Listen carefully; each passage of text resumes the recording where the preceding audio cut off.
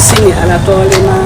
nene alu ya no monya ala tolilo moburu ala tolika moko ala toli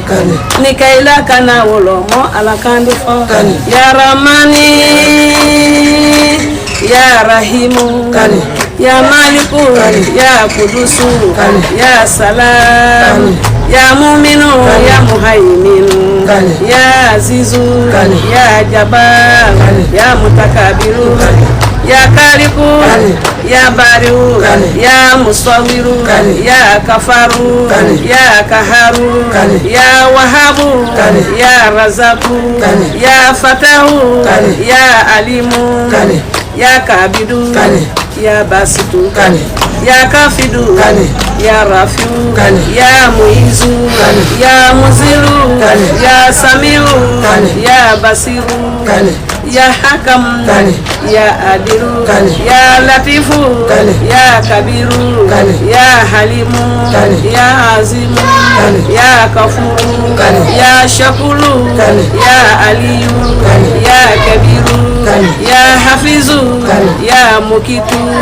ya hasibu ya jalilu ya kerimu ya rakibu ya mujibu ya wasiu ya wasiu ya hakimu ya wadudu ya majidu ya baisu ya shahidu ya haku ya wakilu ya kawiyu ya matinu ya waliyu ya hamidu ya muhosi ya muhudiu ya muidu ya muhoi ya mumitu ya hayu ya kayumu ya wajidu ya majidu ya wahidu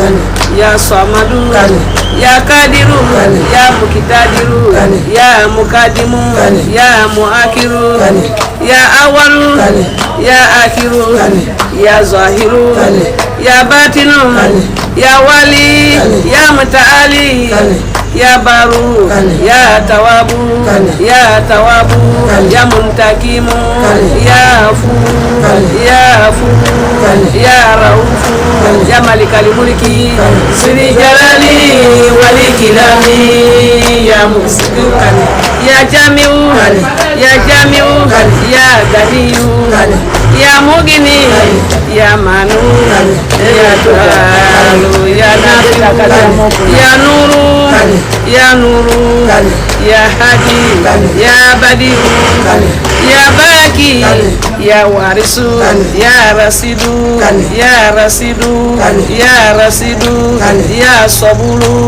ya sabulu ya mama kanija ja mama. C'était les 90 ans d'Allah subhanahu wa ta'ala. Ya mama kanija ja haja. Inch'Allah Ibrahim, merci beaucoup. Je dis que ma journée d'aujourd'hui là c'est gagné.